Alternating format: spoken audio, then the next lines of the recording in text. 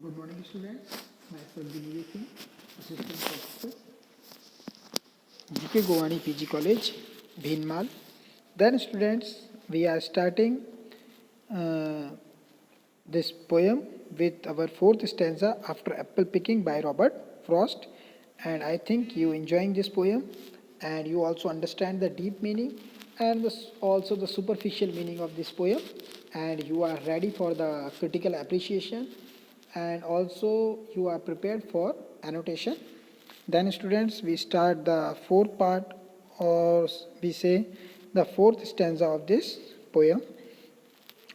I feel the ladder sway as boughs bend, and I keep hearing from the cellar bean the rambling sound of load on load of apples coming in, for I have had too much of apple picking. I am overtired of the great harvest I myself desired. There were 10,000 fruits to touch, cherish in hand, lift down, and not let fall. Then, students, in this stanza, we are discussing, uh, in the last stanza, we are discussing about the drowsiness and about its dream. And in this stanza, we are also discussing its dream. और dream भी कौन सा, जो भविष्य में उसको नींद आ रही है, उसके बाद वो किस टाइप से ड्रीम देखेगा, वो बात यहाँ पे पॉइंट अपने कहता है. Means flash forward, flash back में गया, प्रेजेंट की बात कही, और फ्लैश फॉरवर्ड के लिए एक और पर्टिकुलर एक लिटरेरी वर्ड है, वो मैं आपको बताऊंगा, अभी मुझे याद नहीं आ रहा है, देखते हैं उसको भी हम. ठीक है. It keep the pressure of ladder round, और लैडर राउंड, अभी भी मेरे पाँव में वो प्रेशर मुझे महसूस हो रहा है जो लैडर पे मैं चढ़ा था, तो मुझे ऐसा लग रहा है अभी भी मैं लैडर पे चढ़ा हुआ हूँ. जैसे आप लोगों ने देखा होगा, कभी ट्रेन में यात्रा करते हैं, बस में यात्रा करते हैं, तो हम लोगों का की बॉडी उसी तरह से वाइब्रेट करती रहती, तो उसी तरह से उसके पाँव में अभी भी उसे ऐसा लग रहा है जैसे मैं लैडर पे चढ़ा हुआ हूँ. आई फील द लैडर स्वे एज द बाउस बैंड, और जब हवा चलती है और लैडर स्वे एज द बाउस बैंड, कोई टहनी भी जब झुकती है, या तो वजन से झुकती है, या मान लो हम जब उस पर सीढ़ी पे ऊपर चढ़ते हैं तो टहनी जब झुक जाती है, तो उसके बैंड को लेकर क्या होती है, लैडर स्वे करती है, मतलब जैसे लहराती, जैसे झूला लहराता है ना, झूला झूलते हैं जब लहराता है, इस तरह से वो लैडर लहराती हुई उसे अभी सपनों में भी महसूस हो रही है, नींद में भी महसूस होगी या हो रही है. And I keep hearing from the cellar bin, और I keep hearing from the cellar bin. Cellar bin क्या है?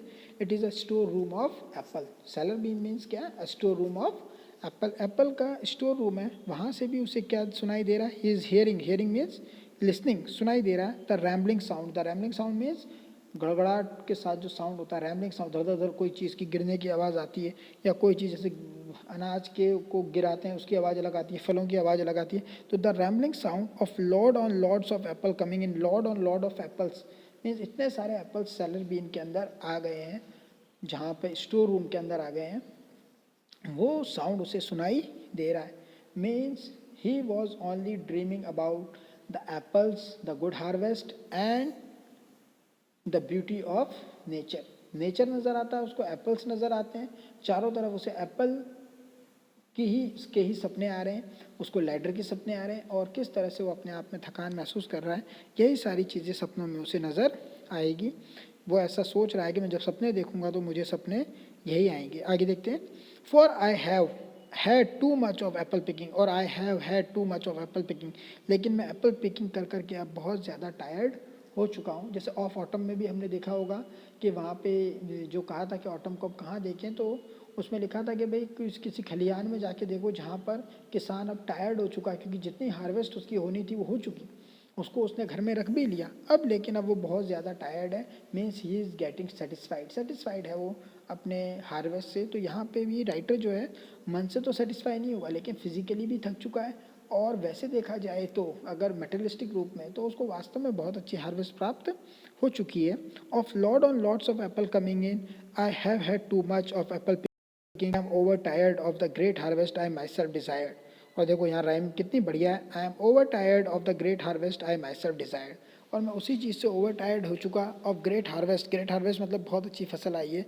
आई माई सेल्फ डिजायर्ड, और मैंने डिज़ायर किया था, यही मैंने मन में सोचा था कि मेरे पास एक बहुत अच्छी हार्वेस्ट आएगी, और उसके उससे बहुत ज़्यादा खुश था हमारा पॉइंट।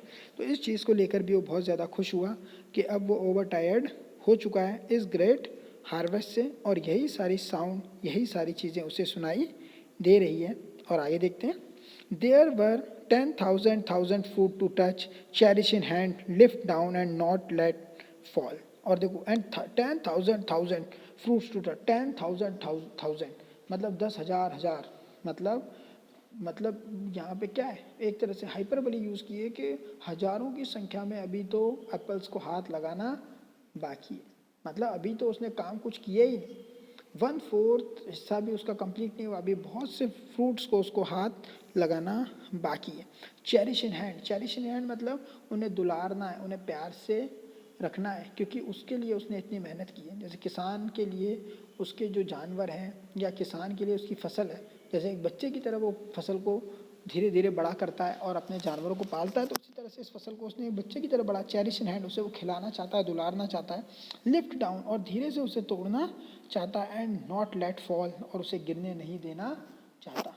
जैसे कैसे, जैसे मान लो एप्पल्स को कैसे खिला रहा है हमारा पॉइंट, जैसे हम बच्चे को खिलाते हैं, चेरिश इन हैंड, चेरिश उसे प्रेम से हाथ में खिलाते हैं। लिफ्ट डाउन, और उसे कभी ऊपर उछालते हैं, कभी नीचे। एंड नॉट लेट फॉल, और उसे उछालते भी हैं लेकिन हम उसे गिरने नहीं देते। वही सारी क्वालिटीज़ यहाँ पॉइंट एप्पल के लिए कह रहा है। एप्पल के लिए उसके लिए उसके मन में प्रेम है, और ये वाली बात पॉइंट यहाँ पर कहता है।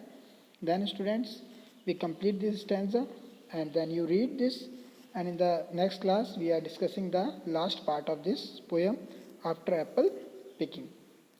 This is important for our BA final year coursework. Thank you students.